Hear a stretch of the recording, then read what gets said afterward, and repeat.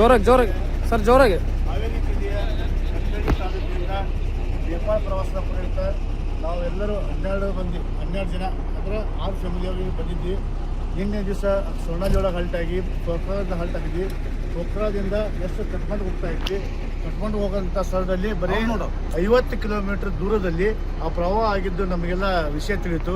ಅಲ್ಲಿಂದ ನಾವು ವಾಪಸ್ ಮತ್ತೆ ಪೋಖ್ರಾ ಬಂದು ಹಾಲ್ಟಾಗಿ ನಾವೆಲ್ಲರೂ ಸೇಫ್ ಆಗಿದ್ದೇವೆ. ಕರ್ನಾಟಕದಲ್ಲಿ ನಾವು ಇನ್ನೂ 2 ದಿವಸ ಇಲ್ಲೇ ಇದ್ದು ಮತ್ತೆ 3ನೇ ದಿವಸ ನಾವೆಲ್ಲರೂ ಸೇಫಾಗಿ ಬರ್ತೇವೆ ಅಂತಕ್ಕಂಥ ಮಾತನ್ನು ಹೇಳಲಿಕ್ಕೆ ಕರ್ನಾಟಕ ಜನತೆಗೆ ಹಾಗೂ ಹಾವೇರಿ ಜಿಲ್ಲೆಯ ರಟ್ಟಳ್ಳಿ ಜನತೆಗೆ ಎಲ್ಲರಿಗೂ ಹೇಳ್ತೇವೆ. ನಾವೆಲ್ಲ ಸೇಫ್ ಆಗಿದ್ದೀವಿ, ನಾವು ಬರ್ತಾ ಇದ್ದೇವೆ ಅಂತಕ್ಕಂಥ ಮಾತನ್ನು ತಮಗೆ ಹೇಳಲಿಕ್ಕೆ ಇಚ್ಛೆಪಡ್ತಾ ಇದ್ದೇವೆ.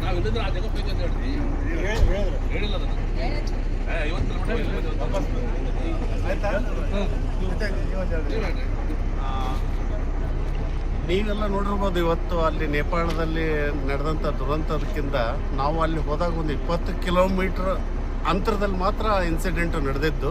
ನಾವು ಅಲ್ಲೇ ಇದ್ವಿ ಆ ಟೈಮ್ನಲ್ಲಿ. ಸೊ ನಾವೀಗ ಸೇಫಾಗಿ ನಮ್ಮ ಗಾಡಿನ ಟರ್ನ್ ಮಾಡಿಕೊಂಡು ವಾಪಸ್ ಬಂದಿದ್ದೀವಿ.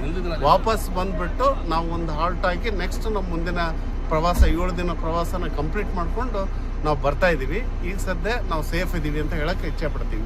ನಾವು ಹಿಂದಿನ ದಿವಸದಲ್ಲೇ ಆ ಜಾಗದಲ್ಲಿ ಬರೀ 20 ಕಿಲೋಮೀಟರ್ ಕಡೆ ದೂರದಲ್ಲಿ ನಾವಿದ್ವಿ. ಆ ಪ್ರವಾಹ ಆಗಿದ್ದ ನಮಗೆಲ್ಲ ಅಲ್ಲಿ ಇರ್ತಕ್ಕಂಥ ಜನಗಳು ಪ್ರವಾಸಿಗರು ತಿಳಿಸಿದ ತಕ್ಷಣ ನಾವು ವಾಪಸ್ ರಿಟರ್ನ್ ಆಗಿ ಇದಕ್ಕೆ ಬಂದ್ವಿ. ಇದಕ್ಕೆ ಪೋಖ್ರಾಕ್ ಬಂದ್ವಿ. ಪೋಖ್ರಾಕ್ ಬಂದು ಇಲ್ಲೇ ಇನ್ನೂ 2 ದಿವಸ ಹಾಲ್ಟ್ ಆಗಬೇಕು ಪರಿಸ್ಥಿತಿ ಬಂದೈತಿ.